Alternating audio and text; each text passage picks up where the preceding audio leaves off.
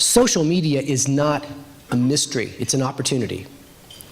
It's not complicated, it's shareable, which means it has a really high opportunity level, which I think intimidates a lot of us.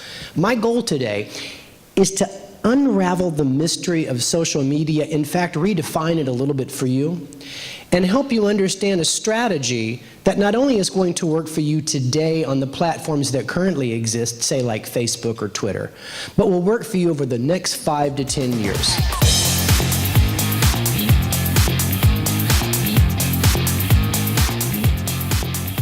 I'm going to say this several times, is that social media offers every business, from business to consumer, business to government, business to business, 3 very distinct opportunities. It gives you the opportunity to increase the frequency of your communication to your targets without interrupting them. It gives you the opportunity to optimize your marketing spend and eliminate those cash-heavy marketing efforts. And it gives you the opportunity to position your brand as being on the cutting edge, and that will be very important in the new century, where the average worker, the average top talent, is 28, not 34. In my mind, there are 3 steps to being successful with social media, and the steps are best taken in a particular order. And they're taken in a particular order because each one leads to the next. The first step to success is to tune into the conversation about the problem your company attempts to solve. The second step is to connect with the customers, the influencers, and the targets that matter to your business and engage with them. And the third step is to contribute to the conversation and be helpful.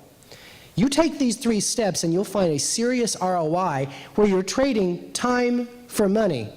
And in many cases, there'll be a significant savings to your company at the bottom line. Step 1, tune in. Let me dive into this idea. To quote Stephen Covey Sr., and it really works in this scenario, seek first to understand, then to be understood. That's what I tell a lot of businesses who want to jump into the social media pool, is you might want to take a month or 2 to listen. And what I suggest to you is to listen into the conversation and forget about your products and services for a minute and focus on the problem, because that's what people really care about. There's a great saying by Sam Walton, and he used to tell his troops this always in the beginning, and it goes like this: curiosity doesn't kill the cat, it kills the competition. So what I want you to imagine is that you have an opportunity to stand behind the glass and observe the biggest focus group in history at little or no cost. Step number 2, connect. The shortest distance between a prospect and a customer is a human connection. And I believe that social media gives us a remarkable opportunity to talk to people that would never pick up the phone or read a piece of mail that we sent them. Let me give you some case studies to support this idea. Carol Roth runs a consulting group out of Chicago that works with entrepreneurs on securing talent and reducing expenses. She told me that she found out about Desk Elf, a virtual outsourcing company, because they started to follow and engage with her on Twitter.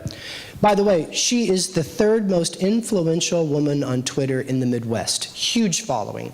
She posts a lot of stuff about entrepreneurism, and Desk Elf started to follow her and retweet her best stuff. She began to depend on the fact that when she posted something that was remarkable, Desk Elf was right there to retweet it. In fact, Desk Elf even started to tweet her new studies she might not have read. She said, and this happens for all of us, at some point you got to check their profile out and see who these people are. She said she went there and she noticed they did virtual outsourcing for research and admin services, and at the time her team was completely overcommitted on 3 big projects, so she hired them. She loved their service, and then about a few months later, she went on Chicago Business Television and she promoted Desk Elf to the entire audience, and it had a significant upside to their business. And when I interviewed Desk Elf, here's what they said. They said, social media gives us a unique opportunities not just to connect with the spenders of the world, but to understand for the first time who are the senders. You see, what social media gives you the opportunity to do is to size people up for the first time for their influence. You never had that opportunity with customers before. What did you have before? Dun & Bradstreet employee revenue counts? That's not a measure of one's influence, but today with social media, the conversation's totally transparent. Step 3, contribute. This is where I want to give you the final piece of takeaway, and I hope that this is the thing that you really walk out of this room with. If you want to figure out your content strategy for your blog, for Twitter, for Facebook, for LinkedIn, I've got simple advice for you. Be helpful. Solve the problems your customers are trying to solve and don't just focus on your product. If I were to go home and develop a social media strategy, what I would do is I would go home and I would write down the categories of problems that my customers are trying to solve in their business or their personal life.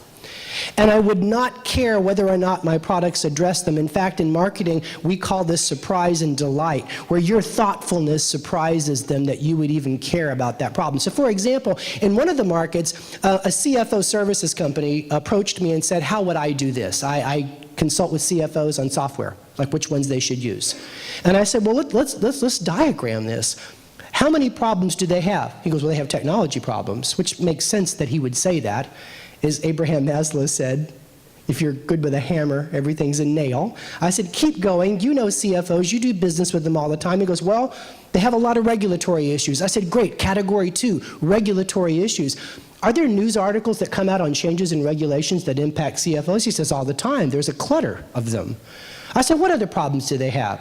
He said, and he's on a roll now, well, they have a lot of turf battles at work, especially in this economy, because they cut budgets and they don't approve resource requests, so they have a lot of political issues. I said, great, political solutions inside companies. Are there articles written about this? He goes, Tim, there's books written about this every year. And I said, do they have any other problems? He says, CFOs love to talk to other CFOs, but it's difficult on LinkedIn because of the way it works. I said, great, so networking services. And he began to understand that he had a four-pronged approach, where 75% of the time, he could produce content that served his core audience, proved his thoughtfulness, and kept him top of mind without over-marketing his services. For over 15 years, Tim Sanders has been on the cutting edge of new media.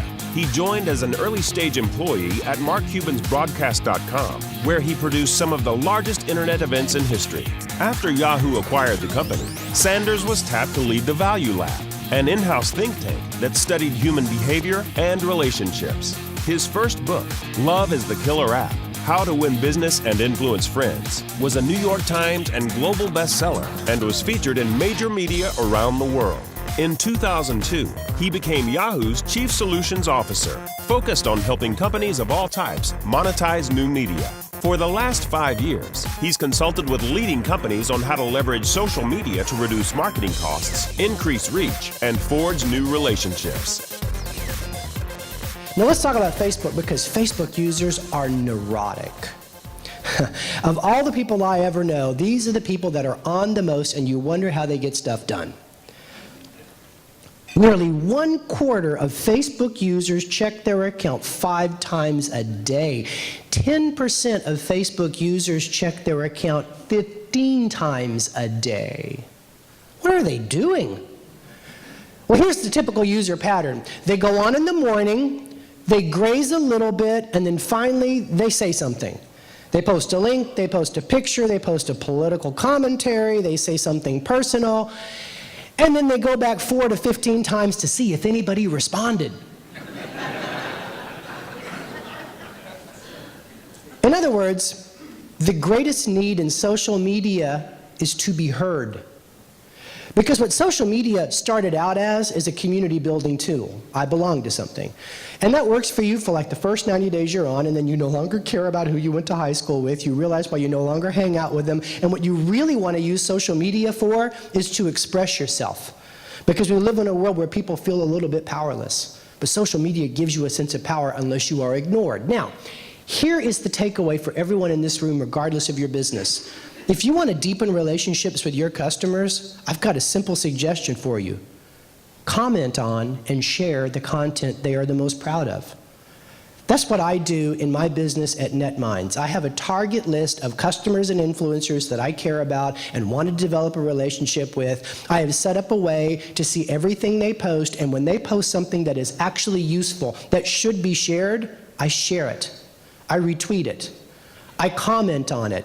Frequently, I tweet them back questions to create a conversation. It creates a relationship in the new digital economy, because that's what people want. It makes their heart hurt a little bit when they put up something really awesome and no one likes, shares, or comments on it. That is the #1 thing I tell a lot of people to do. Track, respond, share, build a relationship.